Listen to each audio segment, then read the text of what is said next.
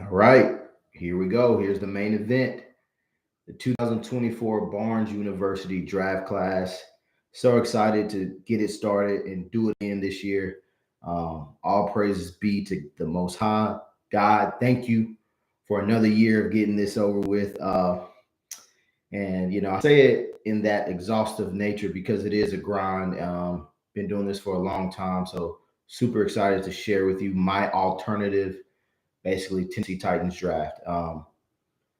It's going to be we're going to start off pretty live. We're going to start off pretty exciting how we're going to explain how we landed on wide receiver Rome Odunze. The discussion of offensive tackle versus wide receiver and the draft capital at pick 7. Does that make sense? And also, this type of pick is a pick that you have to really think about the organization as a whole and how you want to move forward as an organization. So, organizationally, this is quite the quote, and I'm going to repeat it, and I may even have a separate video explaining it. But a lot of franchises, they suffer more from indigestion than they do of starving. And what I mean by that specifically in this situation describing the Tennessee Titans is that it's not so much as overdrafting at one said position. It's always being in win now mode, right? When you're constantly in win now mode, you're always acquiring, and sometimes at whatever cost, trying to chase a ring, trying to prove a point, or trying to prove someone right, right? As opposed to starving, which, you know, some people may have issues with the wording, but you look at a franchise like the Houston Texans, which I know that, they're the arch nemesis of the Tennessee Titans, especially right now in these days.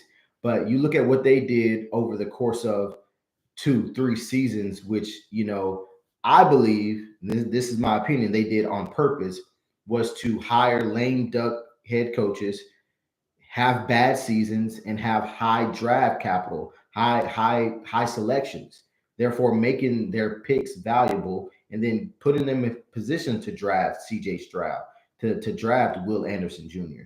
So that would be starving and then eventually building a team with youth and then allocating your funds where need be. The Titans just seem like they just don't care. They just continually come back, trying to win now. There's no breathing room. There's indigestion. So just to tie it into the pick for Rome Odunze and the argument of offensive tackle versus wide receiver, I look at it as Rome Odunze is the perfect running mate for whatever quarterback that may be in the Tennessee Titans future, whether that be Will Levis for the future, for the next 3, 4 years, fifth year option year, and then, and beyond. And, I don't think in terms of drafting a player, I never really say generational talent. I never really say 10-year starter, but you do draft a player with the role. And I think Rome Odunze is the type of receiver that is elite.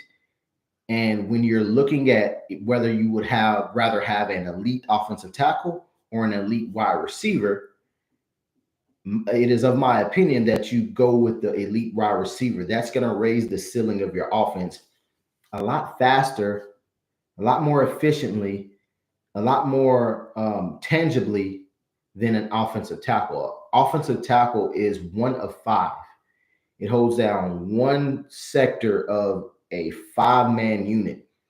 And essentially, offensive line play is about losing slow, creating lanes, reestablishing the line of scrimmage. It is not to be neglected that getting an elite talent or a great player there is important. It is important. But having an elite wide receiver is a game changer, and it has been proven time and time again. If you look at just as recent as Jamar Chase and the Penei Sewell battle, they did the war, the wins above replacement, and Chase won that battle. It was by a minuscule amount, but it still matters. I think the Lions would love to have Jamar Chase. They love Penei Sewell, but if they could realistically think, if Penei Sewell is an A+ offensive lineman in this league, if they could redo it, they would say, I guarantee they would say that we would rather have a B- to solid B tackle and then have Jamar Chase. right? It's a game changer. So my thinking there is, and it all depends on who you believe Rome Odunze to be. I believe him to be probably not quite on Jamar Chase's level, but great NFL comp for him is a more athletic, slightly faster Keenan Allen. He has the above the rim ability of an Alshon Jeffrey, the route running of Keenan Allen, the savviness of a Torrey Holt type of player. Even people were calling him Larry Fitzgerald, but I'm not here for the comparisons. I'm here to where he can play. What's his role? How does he transition? How would he fit? He could play outside X. He could play Z. He could play. He could be a big slot. Great hands, fluid. Not the yak monster that some of these other wide receivers are in the league, but I believe he still can get yak. So with that being said, that's who I would have selected. I think that it gives whoever the quarterback is going to be for the Tennessee Titans a running mate.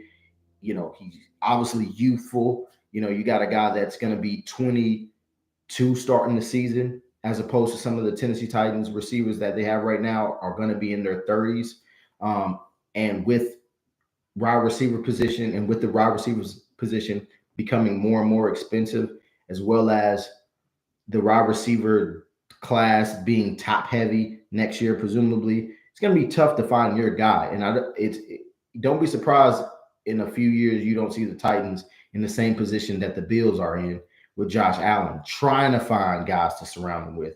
So I went with that direction. Nothing against J.C. Latham. I already talked about that in my Titans series of who they picked, but that's just who I would pick. I think Rome Odunze was my wide receiver 3, so right behind Malik Neighbors, right behind Marvin Harrison Jr., which I think in that order, and I think it's a lot closer than people think between him and Marvin Harrison Jr. I think Malik Neighbors' explosiveness and yak is what separates him. Easy plug and play player. Give him the ball, end arounds, quick slants, dig routes, and he's gone. Unlike Marvin Harrison Jr. and Rome Odunze, who have that ability, but not to the extreme of Malik Neighbors. So just a well-rounded discussion of wide receiver versus offensive tackle. I think we ironed that out. And then we talk about the discussion of, where he fits. He fits in any offense. I mean, he's to me, the most 100% polished in every area, on every area of the field. Whether it's, if you want him to be a deep threat, I think he can attack and stack and catch passes, contested catches, and combat catches down the field. You want him to be a big slot and work on zigs and whip routes. He can do that. He can win against linebackers, slower safeties. You want him at Z. You want him as your X. You want him to beat press. You want him as your Z to be off and still be able to produce. He does everything well. He's the most well-rounded receiver in the draft. I said that although he's not my wide receiver 1, I wouldn't be surprised if he was the most productive year 1, year 2. And that was before I knew he was going to the Bears, who have, DJ Moore and Keenan Allen already there. But he's in a great position, just like Jackson Smith and Jigba last year, to learn from veterans and get better. So it's going to be more of an investment that you see the returns on later. So I don't want to talk you guys. I don't want to create narratives, but that's just who I would pick. I think the Titans have their logic. I have my logic. It's going to be excited to see how this thing plays out. I think both will have, great careers. It's up to them. But stay tuned for the next pick 38. Who do I select?